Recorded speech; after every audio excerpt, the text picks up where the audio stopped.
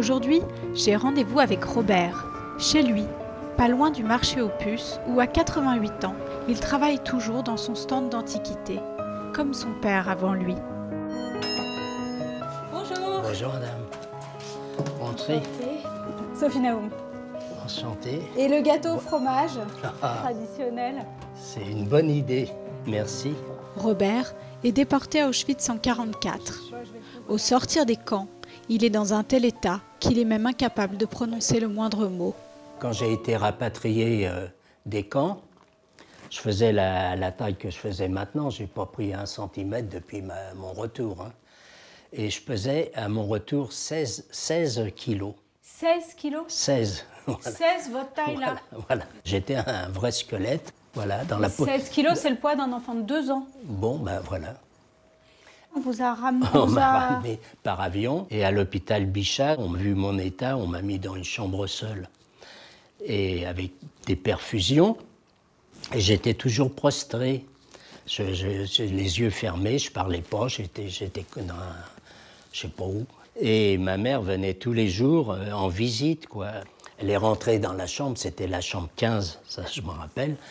Et elle a vu le lit refait, vide et tout, et s'est dit, ça y est, il est mort pendant la nuit. Ah oui. Elle a couru voir les docteurs qui ont dit, non, non, non, non, on l'a mis, on a décidé de lui faire un électrochoc. Et là, j'y ai parlé, j'ai dit, je veux pas qu'on me fasse l'électrochoc, tu me sors de l'hôpital. Ça veut dire que ça, ce que vous me dites là, c'est vos premiers mots? Oui, pour ainsi dire, oui. La première fois que Oui. vous reparlez, c'est pour lui dire Voilà, je veux pas être là, sors-moi de l'hôpital, je veux pas qu'on me fasse ça. Donc voilà. ça vous a fait un électrochoc en fait. Oui, voilà, ça m'a, si on veut, oui, si on veut.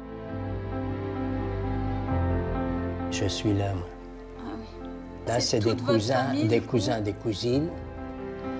Pendant la guerre, une bonne partie de sa grande famille est assassinée. Son père est fusillé en 1944. Sa mère et lui sont emmenés à Drancy, puis déportés à Auschwitz. Vous êtes donc parti par l'avant-dernier. Donc vous avez Oui, été à Drancy, vous êtes parti par l'avant-dernier. Le convoi 76. Il y en a eu à peu près 500 qui sont passés, hommes et femmes, directement à la chambre à gaz. Puisqu'il a 14 ans, il est a priori condamné lui aussi. Mais il prétend en avoir 16 et ce mensonge lui sauve la vie. À l'entrée du camp, sa mère et lui sont séparés. Ma mère était à Birkenau et moi j'étais à Monowitz. Donc vous vous êtes pas Voilà, vus, évidemment. on s'est absolument pas vus, quoi. Mais enfin, avec ma mère, on avait 20 ans d'écart. Hein, donc ma mère avait 34 ans. Et elle était très vive, très sportive, enfin... Et toute ma déportation, j'étais sûr et certain que ma mère allait revenir. Moi, pas moins sûr pour moi, mais enfin, ça m'a accroché un peu en disant je retrouverai ma mère. Robert part de Buna Monowitz et fait la marche de la mort jusqu'à Buchenwald, où il est affecté à un travail qui sert l'horrible mise en scène nazie. Je me suis retrouvé dans une baraque là et j'ai eu la chance d'être pris comme jardinier. Approchant du printemps, on mettait des fleurs, surtout quand il y a des visites de la Croix-Rouge qui venaient de Suisse. Ah oui, pour faire le Voilà. spectacle. Tout d'un coup, il y avait une mise en scène. Eh bien, ils visitaient le camp, ils trouvaient que c'était très propre. Après, ils étaient appelés aux messes des officiers où ils trouvaient que la nourriture était bonne, forcément. Hein. Et ils repartaient le soir pour la Suisse, donner un compte-rendu d'un camp de déportation, quoi, voilà. Où tout allait bien, quoi. Tout allait bien. Quelques semaines plus tard, il change à nouveau de camp et part en direction de Theresienstadt. Et là, on a appris que la guerre était finie. Et moi, c'était juste le jour de mon anniversaire, le 8 mai 1945, j'avais 15 ans. Ah oui. Et le fait que d'abord qu'on soit libéré, que la guerre est finie, que ça tombe le jour de mon anniversaire, j'ai commencé à fondre en larmes, à pleurer, pleurer, pleurer, pleurer. Et mes 2 camarades, pour dire vulgairement, m'ont gueulé, m'ont dit « mais la guerre est finie, et toi tu pleures ?» Et moi, c'était plus fort que moi, tout ça, ça m'a remué comme tout. Enfin bref, j'arrêtais pas de pleurer. Et là, moi, j'étais tellement complètement... Je me suis appuyé contre un mur, prostré, et puis là, je bougeais plus, quoi. Et dans la vie d'après, ça a été compliqué, ça vous a miné toute votre vie, les camps, ou vous avez réussi à avoir une vie normale À peu près, mais enfin, malgré tout, même, ça peut être même maintenant. Et on a des flashs, on a des trucs, vous voyez, je fais des témoignages, ça fait plus de 70 ans, et bon, ben, quand je sors de mon témoignage, je rentre chez moi, je suis pas bien, quoi. Ça, vous voyez, ça ravive tout ça, quoi. J'ai commencé à témoigner, bah, surtout quand il y a eu les négationnistes qui ont commencé à déblatérer, à raconter que les chambres à gaz c'était pour les poux, que c'était des décors de cinéma faits par les Américains, tout ça, c'était des racontards, que ça n'a pas existé.